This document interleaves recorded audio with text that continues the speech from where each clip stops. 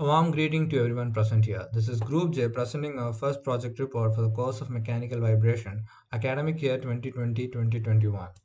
This is our team composition. Our chairman, Vincentore Manuel, myself, the team coordinator, Matikatel Basil Sunny, our technical developers, Milano Gabriele and Mikuchi Francesco, our analytical developers, Messina Simone and Montanari Luca, and our graphic expert, Mattetti Lorenzo, and researcher, Moroni Filippo. The problem here is to model a pickup car transiting through a corrugated road at two different test conditions, one at constant velocity and the other at constant acceleration. To solve are the equations of motion and to find the natural frequencies, critical damping, and the transmissibility plot, the best velocity to attack the road, the transient response of the mass, and the optimum damping for the acceleration. As the first step towards the theory and formulation was to simplify the model to a single degree of freedom system as shown in the image here, from which the equations of motion can be written. Also, the corrugation was modeled as a sine square one.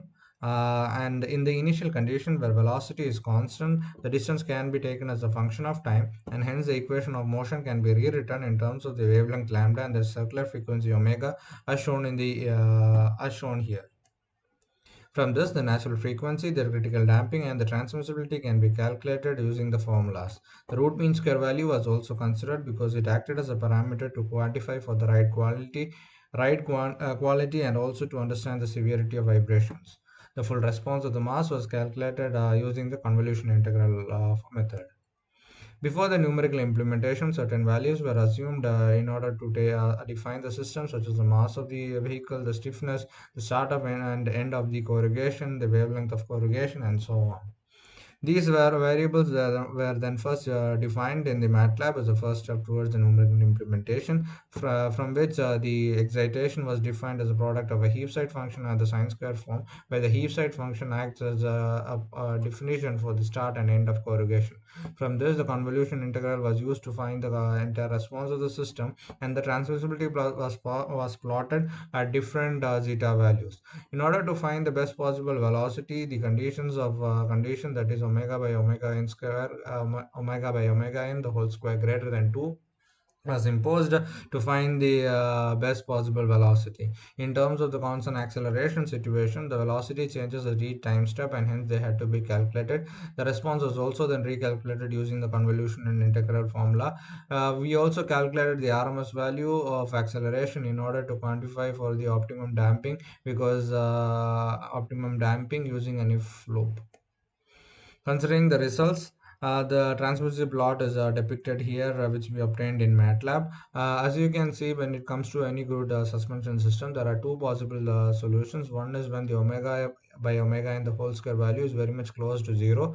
This is also called as the hard mounting solution, because and also the region is very small to play with. There is not any reduction in the vibration. Only there is a very small amplification.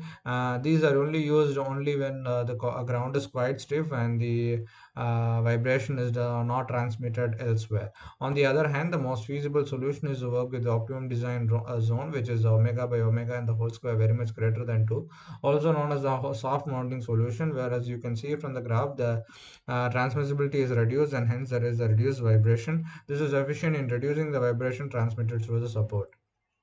In order to find the velocity, using the condition of omega by omega and the whole square greater than 2, we arrive in the conclusion that omega should be always greater than root 2 of omega n, and hence for this situation in our model, any velocity which is greater than 1.24 kilometer per hour is an ideal velocity in order to transverse through the corrugation.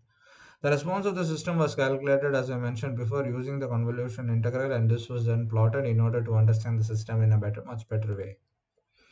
The last part of the question was to find the stiffness for the constant acceleration situation. In this test condition, the most important thing is to have the most comfort, which can be quantified on the basis of the RMS of acceleration. Hence, it has to be the minimum or the least, and this is only possible when we make sure that we use the entire suspension travel available at the wheels. That is, we use the maximum displacement. Based on these two considerations, the stiffness can be calculated to 2592.3 kilogram per second. But if you are looking for an optimum solution, then the solution would be the one where the zeta corresponds to the intersection between these two curves put together.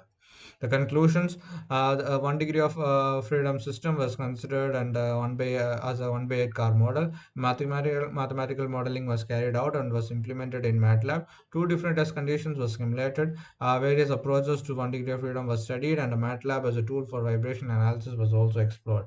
These are our references. Thank you all for your time and attention.